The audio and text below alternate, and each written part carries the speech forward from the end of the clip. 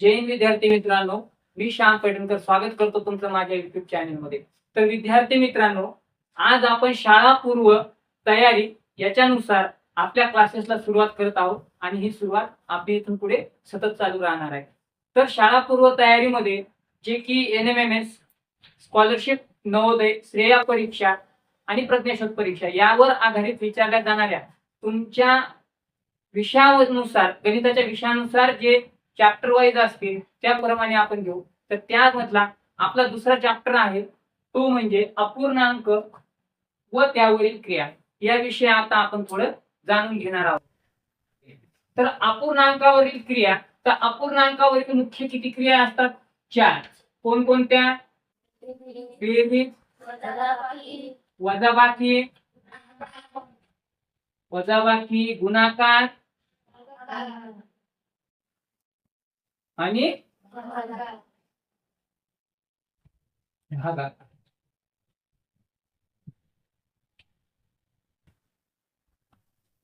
Pen कुठला आलाय?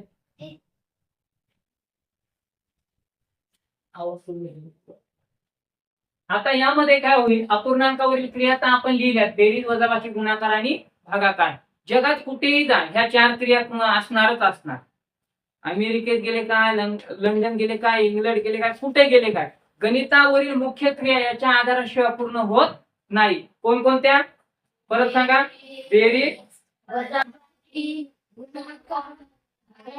भागाकार. आता यामध्ये काय होणार आहे? आपण जर सगळ्यात अगोदर बेरीज घेतली, काय आहे? बेरीज.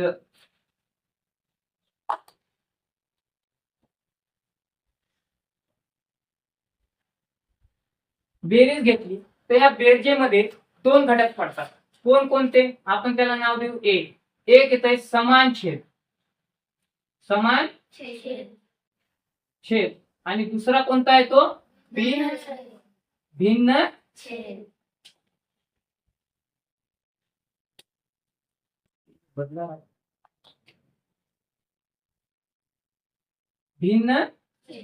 छेद, समान छेद आणि भिन्न छेद.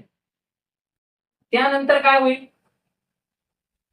बघा. मग समान छेद, जर आपण याच्यामधला समान छेद घेतला तर तुम्हाला एक उदाहरण दिले जाते. कुठलेही उदाहरण देऊ द्या. समान छेद, समान छेदामध्ये आता बेरीज मध्ये 2 घटक पाहिले, बरोबर? कोणकोणते? बोला लवकर. भिन्न छेद. आता समान छेदामध्ये काय होईल? छेद. आता अंश आणि छेद कसा असतो? आपण एखादी संख्या घेऊ बघा. वरचा जो अंक असतो त्याला म्हणायचं अंश. काय म्हणायचंय? अंश. खालचा जो असतो त्याला काय म्हणायचं? छेद. आणि जर परत पूर्णांकामध्ये आलं तर इकडची जी संख्या असते त्याला म्हणायचं पूर्णांक. काय म्हणायचं? पूर्णांक. समान छेद आणि भिन्न छेद, याच्यातला समान छेद आपण पाहतात. छेद म्हणजे खालचा भाग कसा पाहिजे? समान पाहिजे. उदाहरणार्थ आपण घेतलं 4 आणि बेरीज 4/2 प्लस 8/2. छेद समान आहे ना? मग ज्या वेळेस जर छेद समान असतो त्यावेळेस एकच करायचं, छेद जशाला तसा खालती लिहून काढायचा. छेद जशाला तसा. दोनदा लिहायचा का? नाही. नाहीतर बेरीज दिली त्या दोन्हीची पण बेरीज करायची नाही, जशाला तसा. आता वरच्याची करायची बेरीज 4 + 8. मग परत छेद जशाला तसा आणि 8 आणि 4 12. आता 2 न 12 भाग जातो का? म्हणा 2 चा पाडा.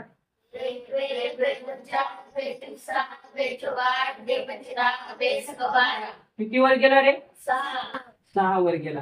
म्हणजे जर आपल्याला याचं उत्तर शोधायचं झालं तर ते काय असायला पाहिजे होतं? 6. मग पर्यायामध्ये शोधायचं जसं काय असेल तुमचं जे उत्तर निघत ते. भाग नाही गेला, जशाला तसा ठेवून द्यायचा.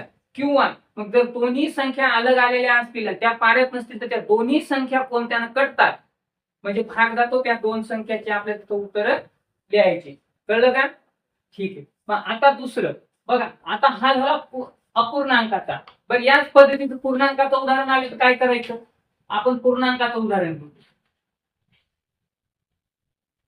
2.6/4 प्लस 3.3/4.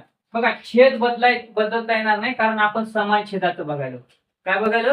समान छेदाचं. बघा पूर्णांकावरलं पण अपूर्णांकावरलं आणि पूर्णांकावरलं एकातच करून घेऊ.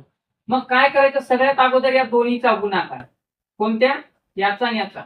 4 दुने 8, 8 आणि 6 किती होतात? 14. 14/4. बेरीज जशाला तशी. 4 त्रिक 12 आणि 3 15. 15/4 जशाला तसं. आता बघा आपण याचं रूपांतर याच्यात करून घेतलं अपूर्णांकामध्ये. पूर्णांकाचं रूपांतर अपूर्णांकामध्ये झालं का पहिल्यासारखं याचं. मग याला सॉल्व्ह करायचे. काय म्हटले मी? छेद सारखा असेल तर जशाला तसा. 15 14 1 14 तर 2 28 आणि 1 29. बरोबर. आता 4 ने 29 ला भाग जातो का? 7 चोंग 28 जात नाही. 29 लाही जात नाही. 29 ही मूळ संख्या आहे, भाग जात नाही. म्हणजे शेवटी आलेलं हेच आपलं काय राहणार आहे?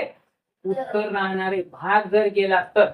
आता जर याला जर वरी 30 असतं आणि खाली 4 असतं तर 15 दुने 30 आणि बे दुने 4 सॉरी बे 15 म्हणजे इथं पण 2 आला असतं आणि इथं पण 2. म्हणजे या दोन्हीला जर भागलं तर हे जर भाग 30 असतं तर इथं 30 आहे का?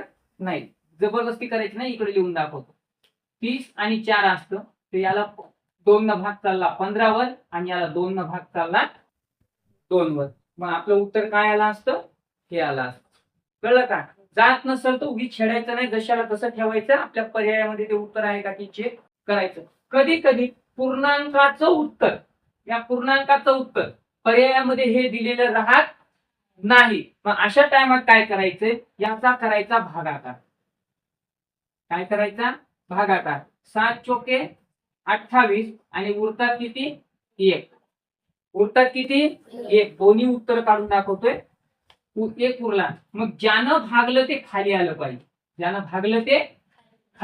बाकी आली ती वरती आणि ज्यानं भाग गेला ते खाली. म्हणजे अशा प्रकारचे 2 उत्तर तुम्हाला सापडतात. कळलं? एक तर पूर्णांकात पर्याय असतील किंवा दुसरं मग कळलं ना? या पद्धतीत. मग त्या पद्धतीने सोडून पाहायचे. दोन्हीही उत्तर तुम्हाला काढून दाखवलेले आहेत. आणि कोणत्याचे? बेरजेमधले समान छेदाचे. कळलं? घ्या लिहून. तर बघा आपला दुसरा पॉईंट बघू. दुसरा पॉईंट आपला काय होता रे? सांगा. भिन्न छेद. आता जे छेद आपला समान होता तो भिन्न येणार. कसा येणार? भिन्न. भिन्नचा अर्थ काय होतो? वेगळा. भिन्नचा अर्थ काय आहे? वेगवेगळा येतो. जसं की आपण घेऊ 4/2 अधिक 6/3.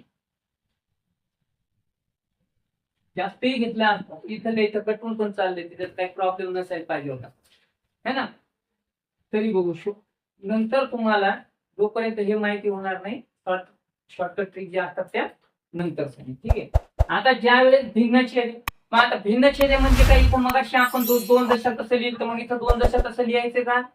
नाही. काय करायचंय? सगळ्यात अगोदर काय करा, इथं सरळ 4 आणि 3 चा गुणाकार करा. किती होतो? 12. प्लसचं चिन्ह वरती टाकून द्या. 6 दुने 12 आणि 3 दुने 6 झालं का? है ना? बघा मग 12 दुने 24 म्हणजे 12 प्लस 24 आणि खाली 6 न भाग जातो. 4 न भाग गेला कितीवर? 4 वर भाग गेला. कळलं? आता इथं पाहू बरं आपण काय होतंय. बे दुने 3 1 3 3 दुने 6 2 2 आलं का उत्तर? पण कधी कधी खालची संख्या जर 5 दिली तर, है ना? या शॉर्टकट ट्रिक नंतर सांगेन. सहसा आपल्याला जे आधी पाहिजे होतं ते आपण कसं सोडवायचं ते सांगितलं. ठीक आहे. उत्तर किती आलं? 4. आता आपण एक घेतलंय अपूर्णांकाचं, एक घेऊन पाहू पूर्णांकाचं. 4.5/3 प्लस 2.6/4 भिन्न छेद आहे का नाही? बघायच्या सारखं. याचा गुणाकार याची बेरीज, या दोन्हीचा गुणाकार याची बेरीज. ही प्रोसेस नंतर सुरू होईल. 4 3 12 12 5 17. 17/3 आलं प्लस 4 दुनी 8, 8 आणि 6 14, 14/4 बरोबर. मग आता काय करायचं, छेद भिन्न आहे. आता ही प्रोसेस सुरू झाली आपली अशा पद्धतीची. आपण याचं रूपांतर अपूर्णांकात करून घेतले. काय होईल, 17 × 1 = 17, 17 × 2 = 34, 17 × 3 = 51, 17 × 4 हा किती काय म्हणला आधी 68 प्लस 14 × 14, 14 2 = 28, 14 3 42. छेदामध्ये 4 3 12 बरोबर. तर चिन्ह 8 आणि 2 10 अशी 0, हातचा आला 1, 6 आणि 4 10 आणि 1 11 आणि खाली 12. भाग जात नाही, पण 2 न भाग जातो ना, जातो. आता हे एक उत्तर झालं असं. याला 2 न भाग घालण्यापेक्षा आपण यालाच काय करू, हे एक आपलं उत्तर झालं असं समजा. पूर्णांकात जर पर्याय 4 अशा पद्धतीचे दिले तर हे एक आपलं उत्तर झालं. दुसरं उत्तर आपल्याला काढायचंय जर त्यानं पूर्णांकामध्ये दिलेलं असेल तर 110/12. 12 × 1 = 12, 12 2 = 24, 12 3 = 36, 12 4 = 4, 12 5 = 60, 12 7 = 72, 12 7 = 84, 12 8 = 96, 12 9 = 108. आणि उत्तर किती उरलं रे, 2. मग अशाच पद्धतीत ज्यानं भागलं ते खाली, बाकी आली ते वर, आणि भागाकार आला तो साईडला. अशा प्रकारचे ते तुम्हाला तिथं उत्तर देऊ शकते. कळलं. या लिहून आपले काय झाले, बेरजे मधलं समान छेद संपलं. समजलं काय. बघा 4 उदाहरणं झाले. आपण अपूर्णांकामध्ये पूर्णांकाचं सुद्धा घेऊन टाकले. ठीक आहे. आता आपण काय करू, बेरीज संपली आपली. आता बघूया वजाबाकी.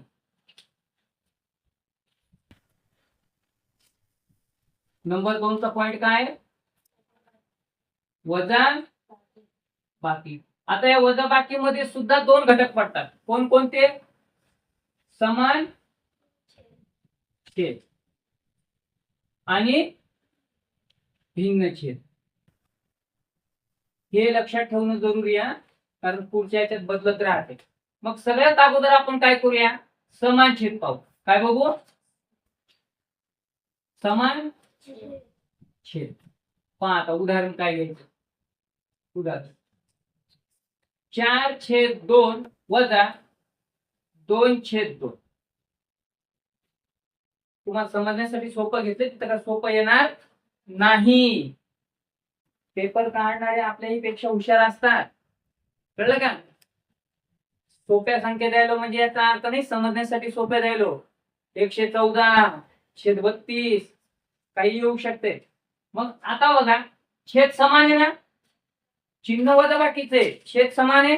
मग जर छेद समान असेल तर जशाला तस 4. आता इथं प्लसचं चिन्ह आहे का वजाचं आहे, -2. मग छेद जशाला तसा. 4तून 2 गेले, भाग जातो याला कितीवर, 1. समजलं. आता हे झालं अपूर्णांकाचं. तर पूर्णांकाचं बघूया.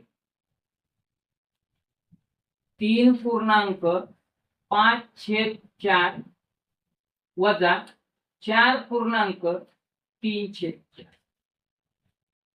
उत्तर कधी कधी वजा मध्ये सुद्धा येऊ शकते. फक्त एवढं असते, छेद कधीच वजा नसतो. असल्यास अंश आणि छेद दोन्हीही वजा मध्ये असतात. 5. मी मगाशी सांगितल्याप्रमाणे या दोन्हीचा गुणाकार याची बेरीज, या दोन्हीचा गुणाकार याची बेरीज. सगळ्यात अगोदर वजाबाकी गुणाकार करायचा. 4 त्रिक 12, 12 5 17, छेद जशाला तसा. वजाचं चिन्ह येईल आता, बेरजेचं नाही. 4 चौक 16, 16 3 19, 19/4. मी काय म्हणलो तर छेद समान आहे ना, जशाला तसा. मग काय करायचं, 17 वजा 19 बरोबर. आता 17तून जात नाही म्हणून 19 मधून 17 गेले वजा 2/4 हे झालं आपलं उत्तर. हे झालं आपलं उत्तर. आता जर याला भागायचा प्रयत्न केला तर भाग कशात जातोय तुम्हाला माहिती सांगायची गरज नाही. मायनस आल्याच्या नंतर जशाला तसं. बघा वजाबाकीचा समान छेद आपल्या इथं झाला. तर आता आपण काय करू, वजाबाकीचा भिन्न छेद.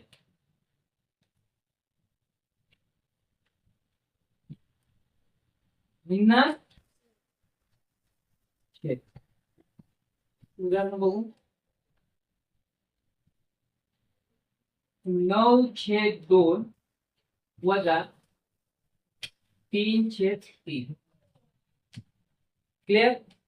मगाशी सांगितल्याप्रमाणे जर छेद भिन्न असेल तर काय करायचे, याचा तिरपा गुणाकार 9×3 27 वजा बाकीचं 3 दुने 6 आणि 2×3 6.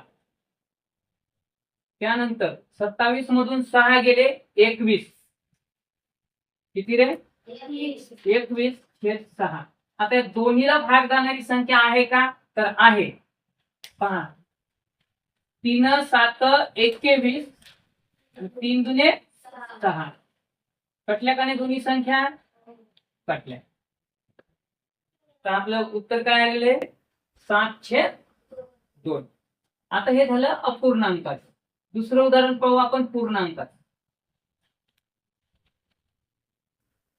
3.8/2 वजा 2.3/4. बघू काय ते मायनस मध्ये जाते का नाही. आता याचा गुणाकार याची बघा 3 दुने 6 नाही 3 दुने 6 6 ना 14 बरोबर. आणि इथे येते 2 वजा 4 दुने 8 8 आणि 3 11 11/4. आता बघा या प्रोसेस सारखं झालं.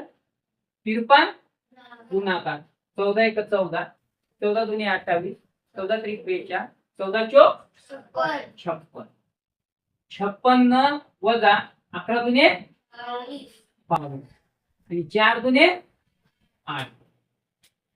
6 मधून 2 गेले 4 राहिले. 5 मधून 2 गेले 3 राहिले.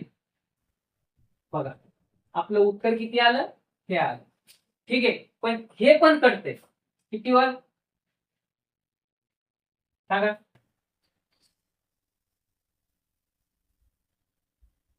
जर याला 4 न काटलं 2 वर तर हे 4 वर कटणार आहे का.